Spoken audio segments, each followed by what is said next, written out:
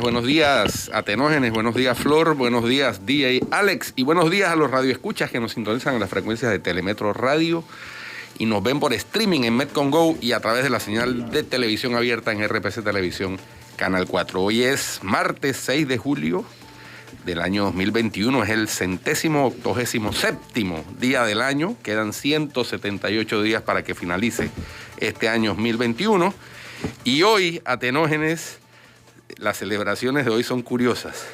En el Reino Unido, en medio de la pandemia, se celebra el Día del Beso Robado. Y en Perú se celebra el Día del Maestro. Ahora que van a tener de presidente a un maestro, hoy es el día de la celebración del Día del Maestro. Flor, ¿cuál es tu análisis, Flor? Buenos días. Que le roben un beso a un maestro, pues. No. Mata dos pájaros de un tiro. El maestro Pedro Castillo se robó muchos. Dice Keiko. Ay, ok. Dice Keiko. Oye, hay un montón de cosas interesantes pasando. A mí me parece que la más interesante y curiosa de todas es lo de las vacunas, ¿no? Que dice Pedro Meilán, que es el abogado del MINSA, que la mayoría de los pacientes, entre comillas, o clientes de las vacunaciones clandestinas e irregulares no fueron vacunadas con vacunas Pfizer. A mí me parece curioso, primero, que venga de él la información, porque eso va en la misma línea de la posición asumida, exacto, de la narrativa asumida por el gobierno desde el día número 1. Desde el 8 de junio, el gobierno viene diciendo que son vacunas falsas. Entonces, sale ahora el abogado del MINSA reiterando lo mismo en base a un informe que no es oficial y en base a un informe que el Ministerio Público no ha recibido en su totalidad, que recibieron un informe preliminar, pero pidieron ampliar la información. Entonces, que salga el Ministerio de Salud en boca de Pedro Meilán a decir algo que no es oficial y que va por la narrativa de lo que ha dicho el MINSA desde el primer día y el gobierno desde el primer día, a mí me parece sospechoso.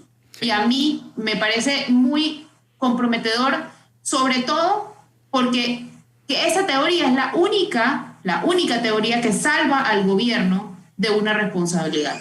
No, entonces me parece que es lo que tocaba decirles, pero me parece que está fuera de orden. Y no solo, Flor, y no solo al gobierno, porque esa teoría salva a varias personas, ¿no? Entre ellas las que coordinaron las jornadas de vacunación clandestina. No, eso no la salva del todo, porque eso también tendría delito, pero no tendría delito de peculado, aunque sí contra la salud pública. Sí, yo creo que hay que esperar la versión oficial del Ministerio Público.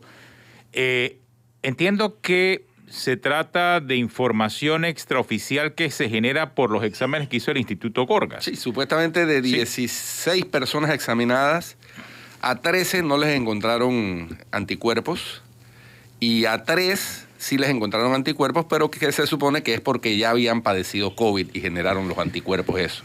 Esa es la información extraoficial. Sí, exactamente. Hay que esperar. Yo creo que va a ser clave la oficialidad de estos resultados por parte del Instituto Gorgas, que creo que no se va a prestar para dar información que no es la correcta. El Instituto Gorgas tiene un prestigio reconocido. Que va más allá de este gobierno, obviamente. Que lo ha mantenido durante muchos años, así es. Sí. Eso ha estado siempre al frente de ese instituto, científicos de trayectoria y prístina transparencia. Bueno, pero ¿sabes qué? También habría que ver, entonces, si las vacunas son falsas, partamos de esa base, que vuelvo y repito, es la única teoría que salva al gobierno de responsabilidades. Ojo, eso es clave en esto. Pero a mí lo que me parece interesante es, si eso fuera cierto, ¿de dónde sacan los frascos? Sí, definitivamente. Claro. La investigación tiene que ir más allá de las pruebas estas. Estas pruebas eran para detectar si les habían inyectado vacunas. Que era la primera prueba obvia, pero lo que dice Flor es verdad. Pero la investigación tiene que ir más allá. Porque ¿De dónde sacan los frasquitos? Si estaban los viales. Olvídate del contenido. Los frasquitos también son custodiados por Panavac y no han llamado a declarar a Edgar Ruiz. Bueno, hasta donde tengo conocimiento, los vasitos son contados por Panavac. ¿Qué pasa después con esos vasitos después que se cuentan? Porque parte del proceso de fiscalización gira en torno a Vial que sale, vial que entra. Y de esa forma entonces se audita y está allí. Pero no sabemos si se conserva el vial, si se destruye el vial, si alguien tiene acceso a esos viales que pudiesen ser reutilizados con solución salina, que es lo que plantea Flor y que también implica engaño y que sí definitivamente es un delito. Sí, eso tiene, y grave hacia la salud pública. Eso tiene que tener un protocolo de manejo y más en medio de una pandemia, sin duda alguna, porque si no pasa eso que están ustedes sugiriendo, que efectivamente algo de eso tiene que haber pasado, a menos que los viales los hayan traído de afuera, pues, pero... Claro, a estas alturas, en mi concepto, ya han debido llamar a Ira Ruiz a declarar. Y todavía no lo han hecho. Todavía no han llamado a Ira Ruiz. Ella misma lo confirmó. Ella misma lo confirmó antes de ayer, que a ella nadie la había llamado. Todavía solo a la única de Panavac es a la doctora Hewitt. A Miss Hewitt, exactamente, es la única que han llamado dentro de ese proceso. Eso también es real, ¿no? A estas cosas a mí me dan mala espina. Yo no sé a ustedes, pero a mí me dan mala espina. Sí, dejan por supuesto una sensación de que hay alguna falencia. Porque impunidad, lo que hay es impunidad y va a seguir la impunidad. Miren todos los casos, por favor. Bueno. Y eso no ha cambiado, o sea, y seguimos pendiendo, o sea, hay una cantidad de casos que están aquí pendientes de que se dé algún tipo de respuesta y caen sobre el Ministerio Público y todavía nada, Flor. Bueno, Flor, y hoy 6 de julio, los señores Martinelli, Linares cumplen un año. Un año presos. Allá en Guatemala a espera de ser extraditado. La extradición del papá duró un año. Así que, y era solicitada a los Estados Unidos. Oye, y la madre de las criaturas sigue negando y diciendo que era fake news y morbo, haber dicho que los hijos se habían tratado de fugar, que iban a tratarse de fugar, que tenían un plan de fuga y todo. Bueno, yo no le di seguimiento al tema porque la señora cuando una radioemisora que hoy ya tiene todo su equipo noticioso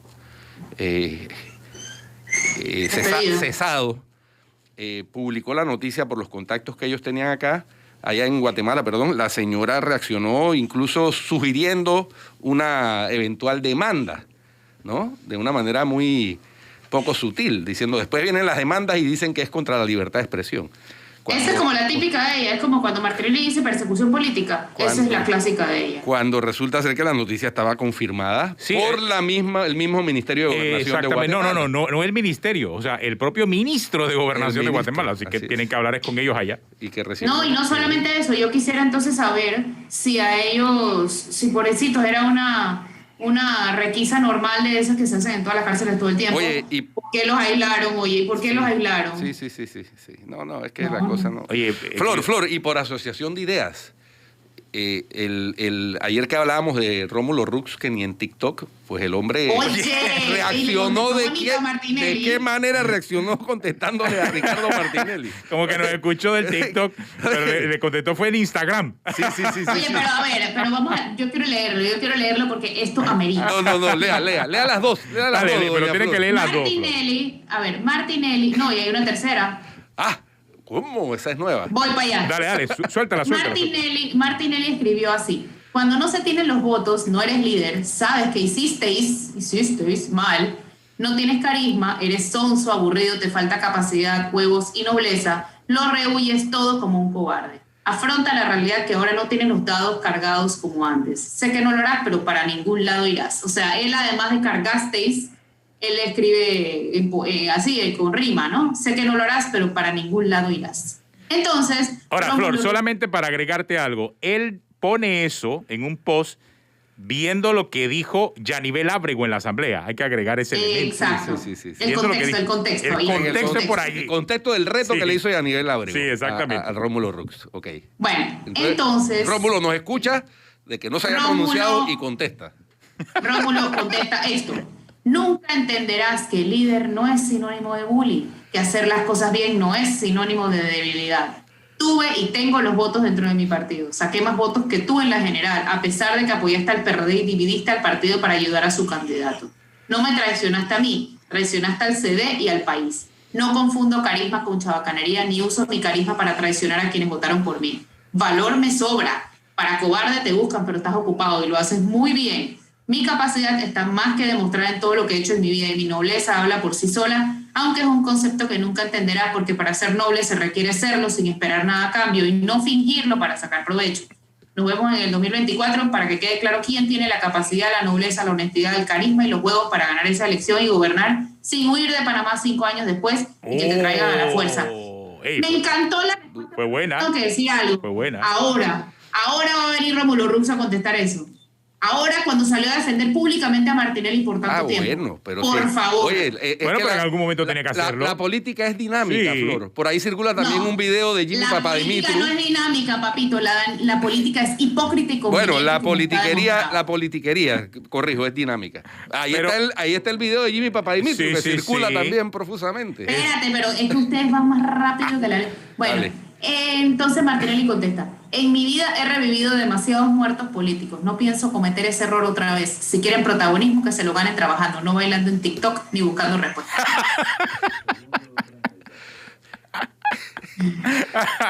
Oye, nosotros hablando ayer de los cortocircuitos en los partidos y miren esto es interpartido, ¿no? Porque eso es entre partidos, exactamente. Bueno. Pero bonito citado, o sea, lo puso a Tamalea porque no se atrevió ni a contestar. Pero sí tengo que destacar, Rómulo, me encantó la respuesta de Rómulo, pero tiene años siendo tibio con el tema Martinelli. Y ahora como le pegaron directito a él, pues entonces ya Martinelli no es un líder. Por favor, yo recuerdo a Rómulo Rux en campaña diciendo lo líder que era Martinelli. Sí. Ahora vamos a venir a decir eso.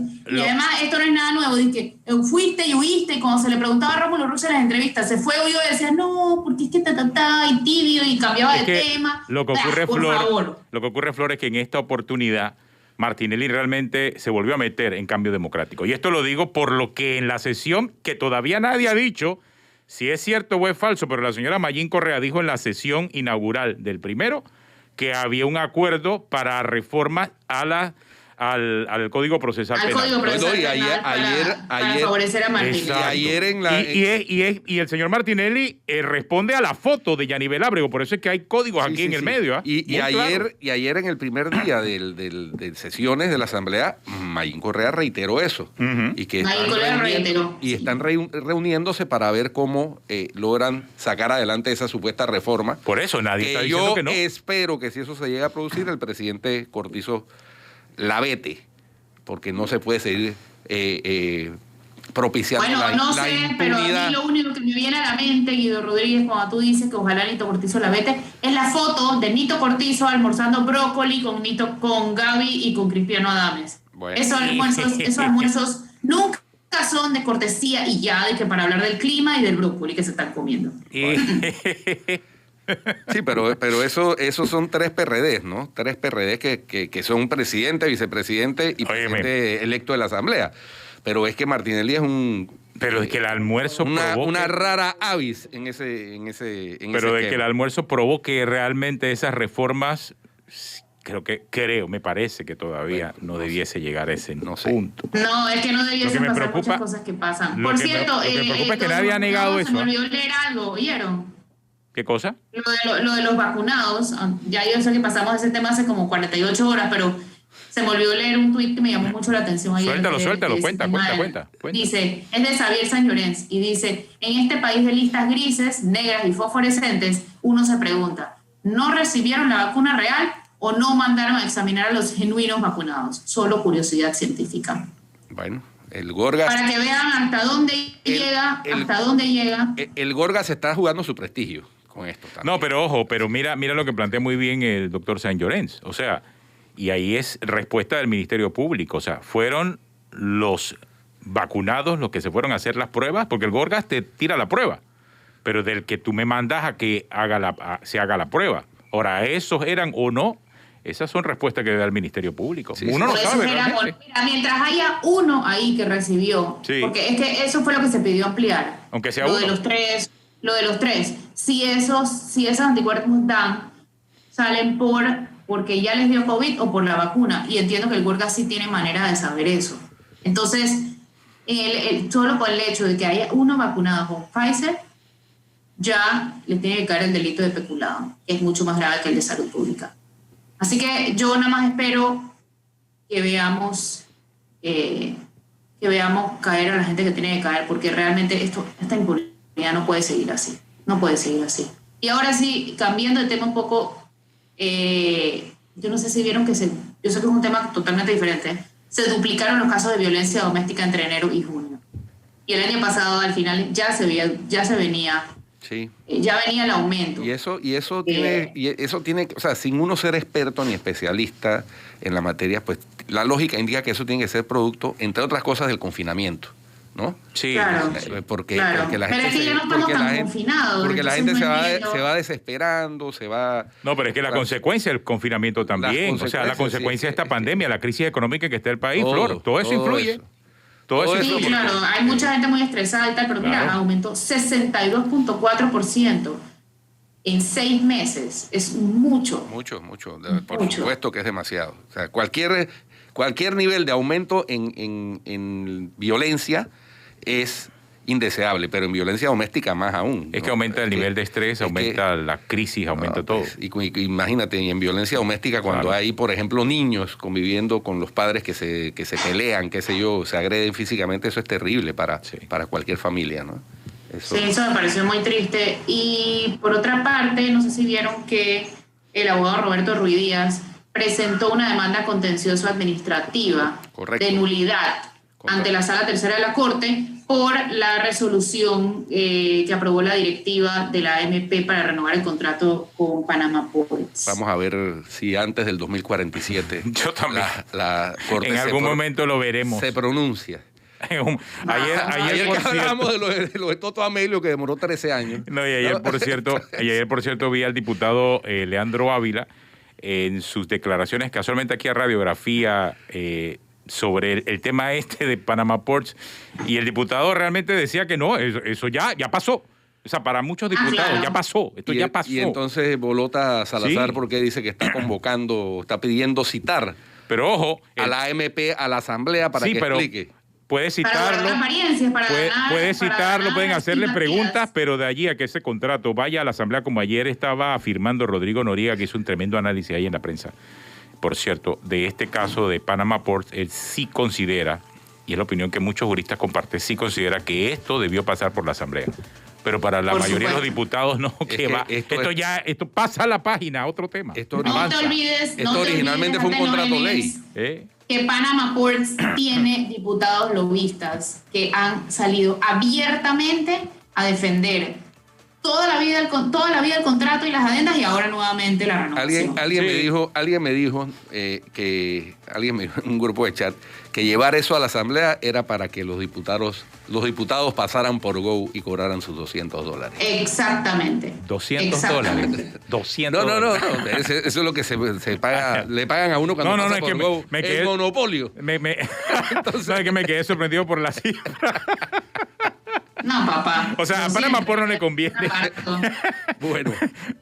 Oye, y otra cosa, ustedes vieron, se han pagado 325 millones en bonos solidarios físicos, solamente físicos. A mí, yo no sé. 325 millones de dólares. Y esos bonos solidarios físicos han sido objeto de cuestionamiento por malos manejos en juntas comunales. Bueno, ya tenemos la historia de la tristemente fallecida, conocida como Wendy Bono, ¿no? Que tenía que ver con la Junta Comunal de Caledonia, si no estoy mal, que fue y después apareció muerta, asesinada en el Corredor Sur, en una supuesta persecución de ajuste de cuentas. Pero a mí lo que me llama la atención de esta noticia es, primero, el monto, 325 millones de dólares. Pero por otro lado, me hago la pregunta, ¿qué va a pasar el día que eliminen estos bonos? Sí. ¿Qué va a pasar? ¿Qué va a hacer la gente si no tenemos un plan de empleos? Si no está la economía recuperada, si no hay que por lo menos estuviera no digamos el 100, digamos el 90% de los contratos suspendidos nuevamente en ejecución, eso no se puede suspender. Porque vas a causar una explosión social. Exacto. Mucha gente está viviendo de eso. Eso hay que reconocerlo. ¿Ustedes vieron cuántas personas se inscribieron en la clase virtual del INADE? 200,000. Imagínate. O sea, sí, 200,000. que es insostenible. Entonces estamos gastando... Sí. O sea, el problema no es darlas. El problema es que en el meantime, en el camino, tampoco se está haciendo un plan de empleo. Flor, entonces, ¿qué va a hacer toda esa gente? Es que ese es el tema. al mismo tiempo que se dan los bonos, que está bien que se den, ¿no? Está bien, nadie puede cuestionar eso, tendría que haber un plan en ejecución para reactivar la economía a medida que la economía ha ido abriendo. Y entonces se puede ir paulatinamente eliminando parte de los bonos a medida que va recontratándose a la gente. Pero no se ve que haya esa coordinación. Ojo, y recuerden que lo que ustedes comentan del bono físico y el bono digital, todo esto es para gente que ya mantiene su contrato suspendido. Muchos de estos contratos suspendidos se van a mantener hasta septiembre, creo que es la última fecha. Pero los que fueron a los cursos virtuales no tienen contratos suspendidos. Ellos están optando por un bono digital solidario y no están en la situación de contratos suspendidos, porque para optar por estas clases virtuales o para el servicio social comunitario no tienes que tener el contrato suspendido, simple y sencillamente optas por él. Hay unas características y el mismo sistema te vota si no tienes estas características. Si estás contratado, si tienes contrato activo, si tienes un nivel de ingreso registrado, porque es que tienes que estar registrado en el sistema. O sea, que una persona que antes estaba desempleado y opta por ese bono puede calificar. Puede calificar, exactamente. Es más, creo que si no recibes... Los estudiantes creo que también. Sí, estudiantes pueden calificar. Si tienes algunos otros programas del Estado, no calificas, por ejemplo. Sí, o sea, que son 200.000 personas que están optando por ese curso virtual y que pueden optarlo de acuerdo al sistema. Oye, y valdría la pena una depuradita a ese sistema de bonos, el Vale Digital. En estos días, el lunes creo que fue, ayer, yo no sé qué día fue, escuché a una familia completa de personas que nunca han trabajado, salvo el papá, nunca la esposa ni los hijos han trabajado y todos tienen bono solidario. Y a todos les tocó, sí. A todos les tocó el bono solidario, porque claro, como aparecen como desempleados, pero sí, están desempleados porque nunca han trabajado, nunca han tenido la necesidad de trabajar. Entonces, ¿por qué esa gente está recibiendo la depuración se requiere, sin duda alguna. Se requiere una depuración importante porque es injusto, o sea, incluso, esa gente está haciendo súper con la plata del Estado mientras no la necesita. Así es. O sea, y eso, Flor, ¿te acuerdas que mencioné que me tocó ver cómo en Punta Paitilla repartían los bonos físicos en determinado momento? Me acuerdo perfectamente el día que eso pasó, yo estaba por ahí, yo decía, pero ¿qué es esto? O sea, eso no, porque sí, puede haber gente pasándola difícil, pero viven en Punta Paitilla. Pero sí les aclaro. Tienen un nivel diferente para que tengan una idea de los ciudadanos panameños. Lo que estamos viendo ya es una lista depurada. Y esto confirmado por el propio CIMI. O sea, imagínense que más hay que seguir. O sea, si tú tienes, por ejemplo, algún subsidio del Estado, tú no puedes optar por lo de las clases virtuales. Por eso es que la cifra de 200.000 personas entrando por las clases virtuales a mí me impactó. Porque ya para poder entrar y optar por esa clase virtual, si tú tienes algún beneficio del Estado, no te deja, el sistema te rechaza. Es así. Y estos 200.000 son los que ya calificaron exactamente. O sea, entendamos esa cifra y esos números. O sea, muy bien. Por eso es que es complicado el escenario que se pinta de cara a lo que viene y el poder quitar después esos beneficios. Claro, las personas tienen que hacer este esfuerzo todos los meses de inscribirse en estos cursos, pero si ya arrancamos con 200.000, ¡wow! Un montón. Vamos a una pausa, vamos a un cambio y volvemos con nuestro invitado del día de hoy para hablar de los 2 años, el balance de los 2 años del gobierno Laurentino Cortizo, que hizo Transparencia Internacional. Ya regresamos.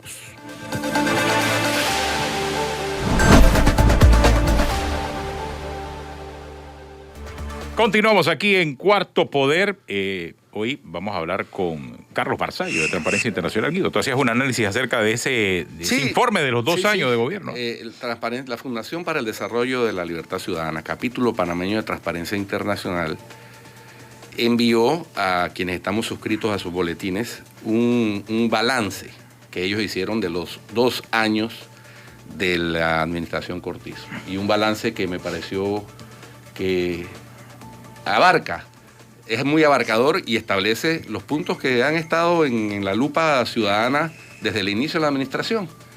Ellos en ese análisis dicen que hay falta de transparencia, falta de integridad, falta de probidad, contratos, vacunas, justicia, planilla estatal, autoritarismo, endeudamiento y plan de recuperación en signos de interrogación. Así que Carlos Barzallo nos acompaña hoy para profundizar un poquito en el balance de los 2 años de la gestión de Laurentino Cortizo y su administración por parte de Transparencia Internacional, capítulo de Panamá. Bienvenido, Carlos. Muy buenos días, muchas gracias por invitarme al programa. Carlos, ahí ustedes plantean una serie de situaciones que son preocupantes porque dicen que lejos de cumplir los compromisos, recordemos el presidente, al igual que los otros candidatos, firmaron un compromiso público con la Fundación Panameña para el Desarrollo de la Libertad Ciudadana, capítulo panameño de Transparencia Internacional, sobre medidas mínimas a tomar en pro de la transparencia, de la probidad, de la integridad, etcétera.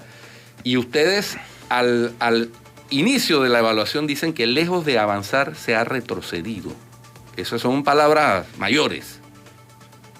Es correcto, Guido, y es bien importante el contexto que tú le das y yo quisiera profundizarlo. Aquí no se trata de opiniones. Nosotros, cada uno, podemos tener nuestras opiniones. Aquí se trata de datos duros y para tener datos nosotros partimos de un momento y de una base. En el 19, cuando había campaña, Transparencia Panamá invitó a todos los candidatos a firmar un reto por la transparencia. Todos los candidatos menos uno, el candidato Saúl Méndez envió una carta donde él decidió no participar en el acto, todo menos él, firmaron el reto por transparencia, en el cual quien ganara se comprometía a incluir en su plan de gobierno los puntos que eran sobre el reto de transparencia. Creo que eso es importante porque si hablamos 2 años después de cumplir o no cumplir algo, es eso, es el reto que luego se convirtió en plan de gobierno, que está en una resolución de gabinete en Gaceta Oficial, y luego ya podemos entonces medir objetivamente, sin pasiones y sin partidismo, si se ha cumplido o no. Y la conclusión es que no se ha cumplido objetivamente y peor aún, en algunos casos, se ha hecho lo contrario a lo prometido. ¿Cuáles eran las 5 áreas, para resumirlas? ¿Cuáles eran las 5 áreas y en cuáles no ha habido, o sea, hay unas que en las que no ha habido avances y otras que ha habido retroceso? ¿En cuáles sí y en cuáles no? Sí, comento una, por ejemplo, que no podíamos ni saber que existiera vacunación, eso se ha comentado después, producto de la pandemia, obviamente, pero las áreas eran para nosotros la lucha general anticorrupción, el área de justicia, el área de gobiernos abiertos, datos abiertos, y en esas áreas, por ejemplo, podemos mencionar en el tema de la profesionalización del funcionariado, la carrera administrativa, y cuando decimos ejemplos de que no se ha cumplido la promesa, sino que se ha hecho en contra, son medidas que vimos a inicios de este gobierno, donde incluso se echaba a un lado las reglas de profesionalización y se abría la puerta para contratar funcionarios sin ser verdaderamente profesionales. Los otros ejemplos son los casos de la falta de protección a denunciantes, que es un tema bien importante, ya que se sabe que en los temas de corrupción, las denuncias internas son las que logran que estos casos inicien y pueda que avancen.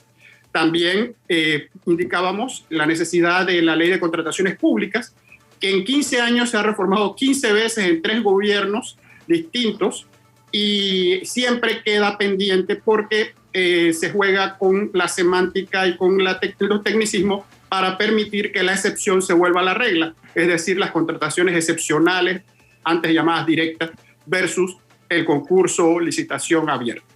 Esos son 3 ejemplos concretos. Okay.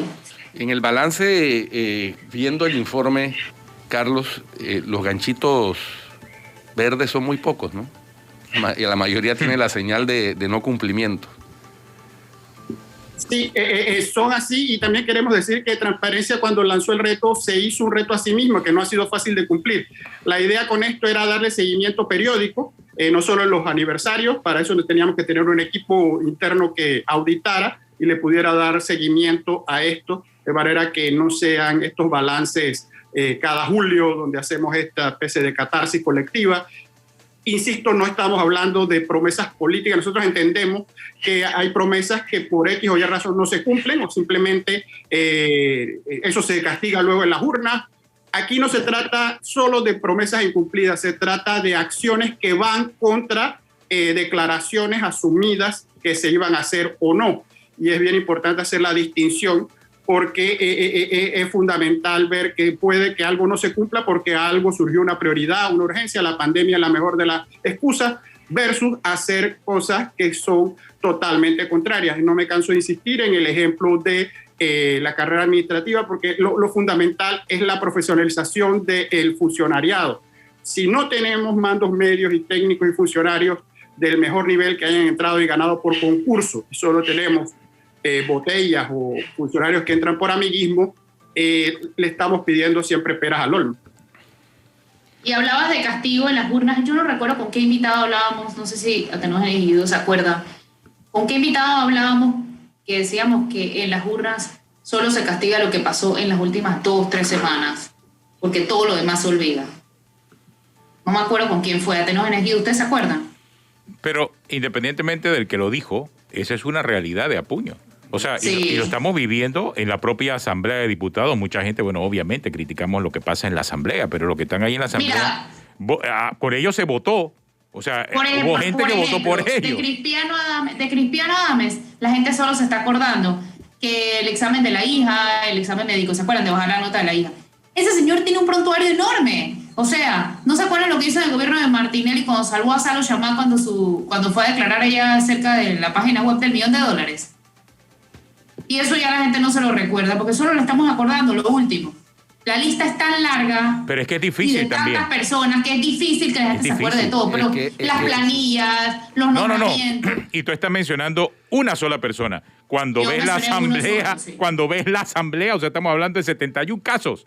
Y si te sumas a ver a todo el gobierno, suma a todos los ministros, más los funcionarios, o sea, es demasiada información, Carlos, y eso también obviamente hace difícil el trabajo de seguimiento. Sí. Mira, en la asamblea lo ves con todo. Mira, con Kaira Jardín ya la gente no le está sacando el tema de los medios que ella quería meter, por ejemplo. Y eso pasó hace menos de un año. Sí, nosotros somos conscientes de varias realidades y no queremos ser ni cínicos ni mucho menos ni chistosos, pero hay una frase en Panamá que dice que aquí se vive gracias a 2 cosas, el aire acondicionado y la falta de memoria. Y sí, la falta de memoria es algo muy serio, nosotros se nos olvida y quizás eso ayuda a que la mente siga, porque si nos acordáramos de todo sufriríamos mucho. Pero el punto serio es el siguiente, nosotros producimos estos documentos con la esperanza de que sean leídos. También sabemos que al ser densos, pesados, va bajando la cantidad de gente que los va a leer. Nos han ilustrado y convencido la gente que sabe más de esto que nosotros, que hay que hacer mensajes cortos, didácticos, casi que infantiles, visuales. ¿Cuál es el punto? Hay demasiada información. Esto de la transparencia trae ciertos problemas. Ahora mismo a uno lo ahogan en información. Hay excesos de información que el ser humano normal no la puede procesar y necesita interlocutores que la procesen por ellos. La gente se queda con una cápsula, con un titular, y si creen quién se los dice, por ahí se va. Lo que nosotros queremos remitir es que hay un punto de partida que se dijo que se iban a hacer unas cosas, las cuales se listaron porque se consideraban necesarias para avanzar. Hay que recordar, no es un capricho, no es una lista puesta de la nada. Nosotros consideramos que la ley de contrataciones públicas sí, tiene que ser mejorada para no contratar corruptos. Ese es el mensaje. ¿Qué tenemos hoy? Que la ley se modifica, tiene algunas mejoras, pero la ley sigue permitiendo contratar con empresas corruptas. Entonces, ahí está problema, posible solución y estado actual de las cosas. Y luego nos vienen las sorpresas desde afuera, que le hemos hablado en este programa y en muchos otros, donde los países hacen tipo MECO, Costa Rica toma unas decisiones bastante distintas a las nuestras y nos sorprendemos y nos parece que las cosas son raras. Sí. Y la cuestión. Y luego entonces están las listas.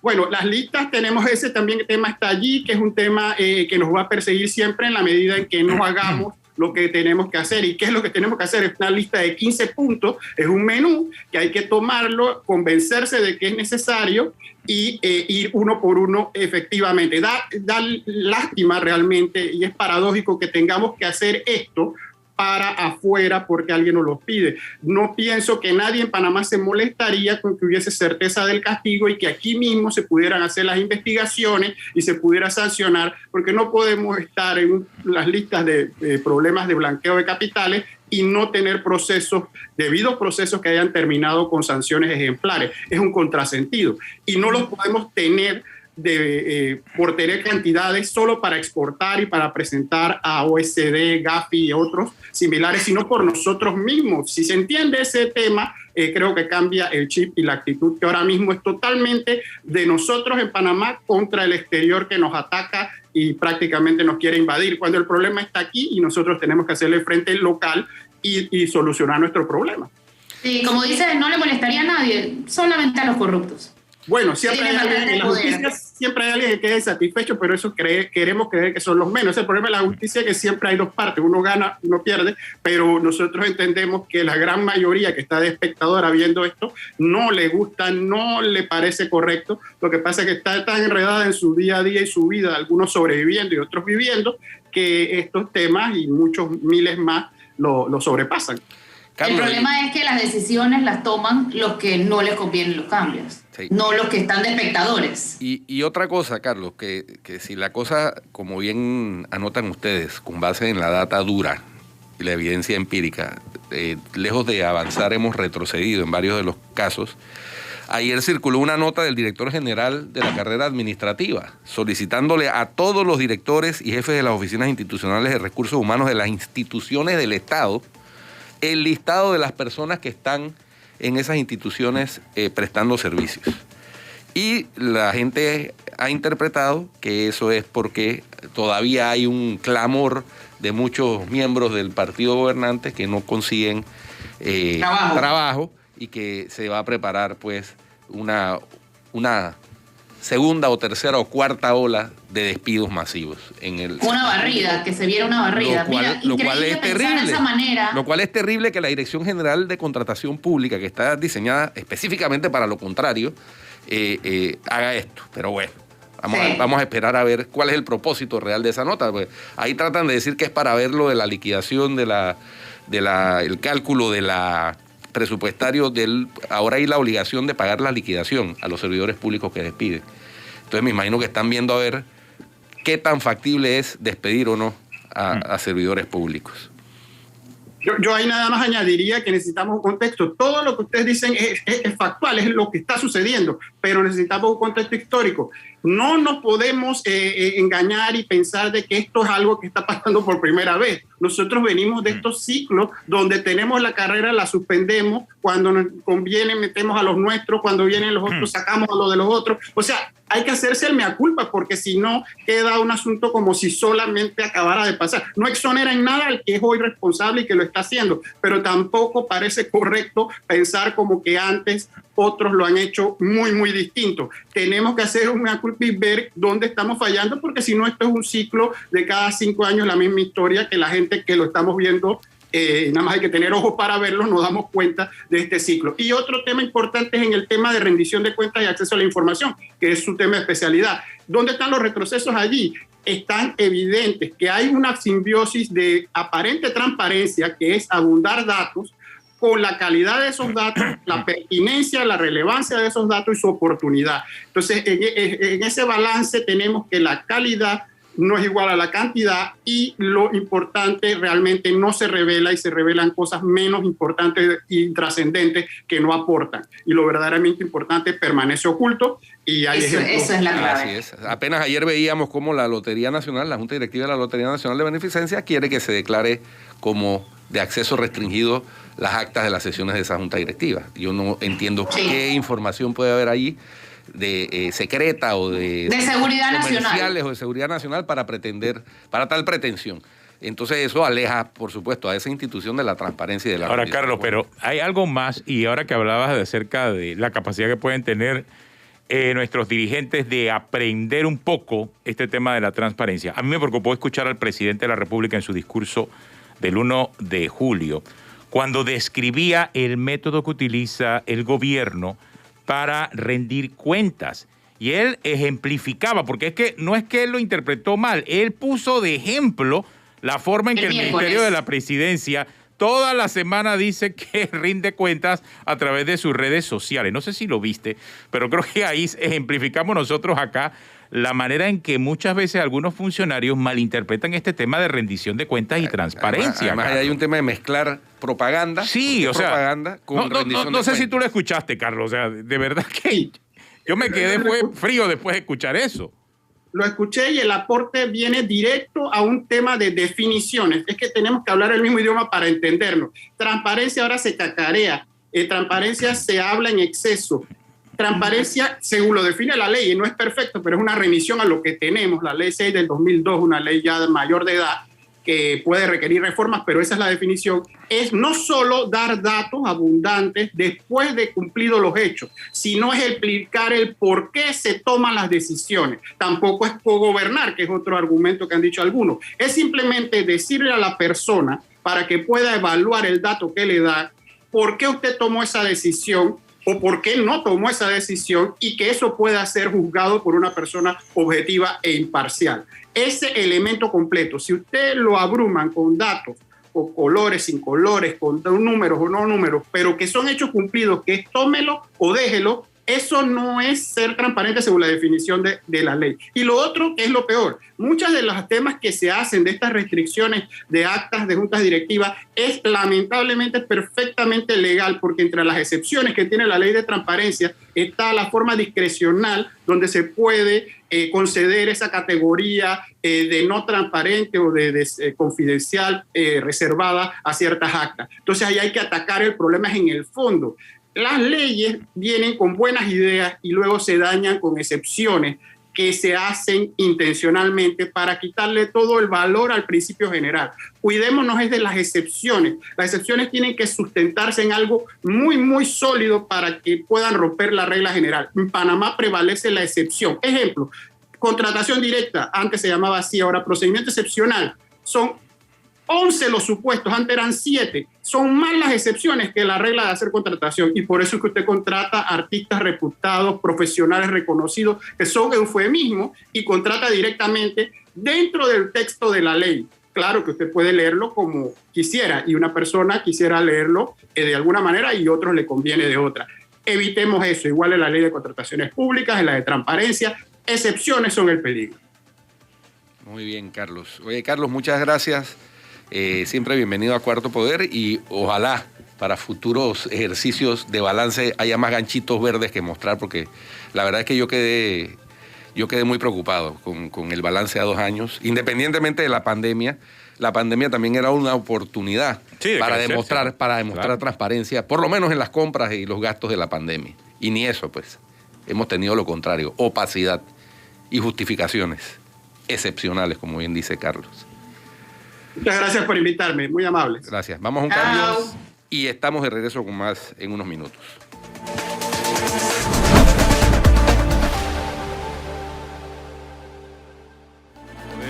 Bueno, estos temas de transparencia, rendición de cuentas, creo que es como la suma, ¿no? Los políticos, los funcionarios, siquiera están acostumbrados a ver este tema de rendición de cuentas y lo confunden. Ya sea con intención o sin intención, ya sea con ignorancia o con total conocimiento de causa, porque dentro del proceso político hay un elemento ahora clave importante en ese servicio público, y es la rendición de cuentas. Y si ellos no se han dado cuenta, simple y sencillamente piensan que el celular solo es para utilizarlo para chatear o para entrar a Instagram, y no entender el significado de los tiempos, Guido. Sí, claro, Atenógenes y Flor, también dentro de las tendencias actuales de gobernanza, gracias a la era digital, está, por supuesto, todo lo que tiene que ver con datos abiertos de gobierno, datos útiles, como decía Carlos Barzallo. No se trata de atiborrar, porque esa es una manera de obstaculizar el acceso a la información. Atiborrar de información a alguien para que no pueda procesarla. Eso no es ser transparente. Además, escribir las cosas, de reportar las cosas que no son realmente importantes, que es lo que pasa con los miércoles de rendición de cuentas. Es que esa es una asesoría de comunicación. O los jueves de refrendo también. ¿No? Oye, hablando de jueves de refrendo, ustedes vieron que, ¿cómo fue? Que instalaron el Consejo Nacional de Estadística ayer. Sí, lo vimos. 2021 al 2025. Sí. ¿Y los censos para cuándo? Algún día. Oye, a mí me parece que eso es bien grave. El último censo serio. El último censo serio que se hizo fue en el año... No, espérate. El último censo serio fue poco serio, Guido. No, fue en el año 2000. En el año 2000. No, pensé que te referías al del 2010. No. El del 2010, eso fue una... Del 2010 para acá siempre decimos... Sí. Somos tantos millones mal contados. Quizás mal contados. Sí. El último censo que se hizo con conciencia fue en el año 2000. O sea, teníamos 20 años sin censo. 21 años sin censo. Eso, ¿cómo un país puede manejarse así? No se puede. No, es que bajo qué parámetros, con qué datos, con qué estadísticas toman decisiones de política pública. Así es. Con la politiquería. ¿Cómo se hace la gestión de políticas públicas con data desactualizada? Es increíble. Bueno, sí. Eso es increíble. El censo es una herramienta necesaria e indispensable para que los estados puedan atacar los problemas fundamentales de sus y la importancia de hacerlo bien en los tiempos correctos. Mire, que después cayó la pandemia y no se pudo hacer el censo. Sí. Porque era difícil por el tema de distanciamiento social y de distanciamiento físico. Entonces, ahora nos enfrentamos a esta realidad. ¿Cuánto tiempo vamos a tener que esperar el censo? ¿Para el 2030 será?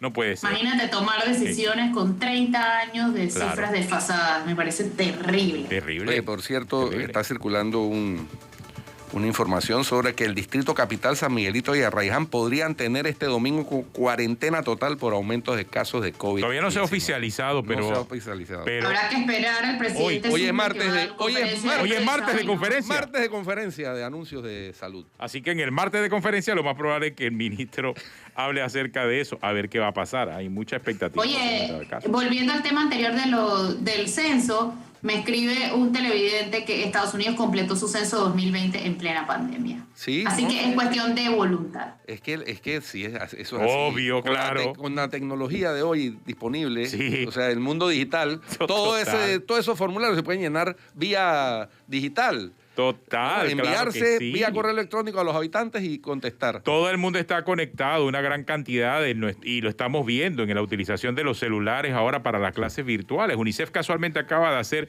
una encuesta de hogares en Panamá, más de 1,000 hogares, y el más del 50% de los jóvenes está recibiendo las capacitaciones a través de los celulares. Y si tienes un celular, tienes una cámara. Y si tienes una cámara, puedes ser censado. Porque te están viendo. Te están viendo. O sea, hay tecnología ya en este momento para hacerlo. Y la encuesta de hogares reflejó la realidad. O sea, la mayoría, en este caso casi 6 de cada 10 estudiantes, quiere regresar a las aulas. Obviamente, por la realidad en que han estado en el último año y medio. Claro, y súmale a los que quieren regresar a las aulas, porque es que la vida social de un joven se desarrolla en parte en el colegio, más la vida deportiva. O sea, los que son atletas, deportistas, también extrañan eso. Entonces, por supuesto que la pandemia ha sido traumática, pero más en los países en que no hemos tenido la capacidad de manejar esos aspectos con un poquito de mayor empatía. O sea, si la Contraloría hubiese hecho su trabajo, hubiese podido censar. Pero como no ha hecho su trabajo, todavía estamos esperando que nos hable acerca de lo que pasó con Panama Ports. No ha hecho su trabajo. Y con Panamá y con el hospital modular. Claro que ha hecho su trabajo a tener en el por el otro lado, ¿no? Y la planilla de influencers, comunicadores sigue creciendo. De la empresa Jimmy Dawson todavía estamos esperando el resultado de la auditoría. ¿Y saben quién debe estar muerto de la risa escuchando todo esto de contrato, auditoría, Jimmy Dawson? Charlie de casa. Bueno, pero Sandy Correa no va a dejar pasar el plazo que le dieron al ministro de Cultura para darle la información. Porque ya comienza a correr ya comenzó a correr, ¿no? Eran 5 días, claro. y va a incurrir en desacato si no la entrega. Así que han pasado más de 150 días desde el escándalo y ese tipo no ha entregado la lista. Vamos a darle seguimiento a eso mañana, a ver. Bueno, vámonos a despedirnos, pero vamos a mandarle un mensaje a los pacientes crónicos para que recuerden agendar su cita para recibir la dosis de Pfizer. Ya pueden hacerlo, háganlo. Es importante. Háganlo, vacúnense. La vacuna. Y si no son de una institución pública, tienen que pedirle a su médico tratante que suba la información al sistema para que puedan recibir su vacuna. Vacúnense, que la vacuna es la salida a esta pandemia. Está ya demostrado. No le haga caso a los antivacunas. Ellos tienen derecho de no vacunarse ellos, pero no se deje influenciar. Exactamente. Las vacunas han sacado al mundo adelante en todas las pandemias y en esta también lo van a sacar adelante. Terminamos. Gracias. Conéctense. Chao, que vaya bien. Flor. Saludos. Chao, Flor. Chao.